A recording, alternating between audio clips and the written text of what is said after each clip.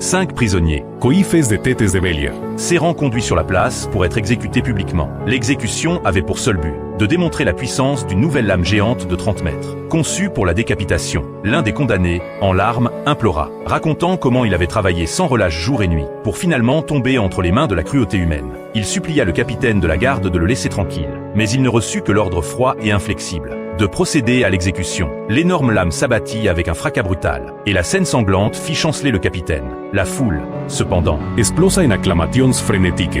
les corps décapités furent pendus au rempart de la ville, pour terroriser les plus démunis. À ce moment, un bélier haussa le ton pour protester, mais les gardes le maîtrisèrent à coups de poing. Instantainment. Le reste de la foule se figea, car tous savaient quel serait leur sort. Dans cette ville, leur vie ne valait rien. Hors des murs, la scène était encore plus terrifiante. Plusieurs soldats s'enfuirent désespérément, suivis par une présence monstrueuse. 3 d'entre eux furent frappés en un clin d'œil et dévorés sans pitié. Le soldat survivant rampa pour s'échapper, quand soudain, le cadavre de son camarade s'écroula devant lui. En s'approchant, il vit avec horreur que le corps était criblé de balles faites dedans. Avant qu'il puisse réagir, une ombre immense se dressa derrière lui. Il n'aurait jamais imaginé que, lors de son premier combat, il rencontrerait un être légendaire, les chauves-souris démoniaques, des créatures qui vivent dans les profondeurs de la forêt et se nourrissent d'humains. Alors qu'il pensait son sort scellé, le monstre battit soudainement en retraite et, après une transformation spectaculaire, devint une femme d'une beauté surnaturelle. Elle lui fit signe de fuir immédiatement, et le soldat s'éloigna en titubant. Ses camarades, cependant, n'eurent pas cette chance. De retour à la base, il fit son rapport à ses supérieurs, et le commandant identifia immédiatement l'attaque comme une attaque de chauve-souris démoniaque. Pour éviter un désastre plus grand, il ordonna de bombarder le repère des créatures.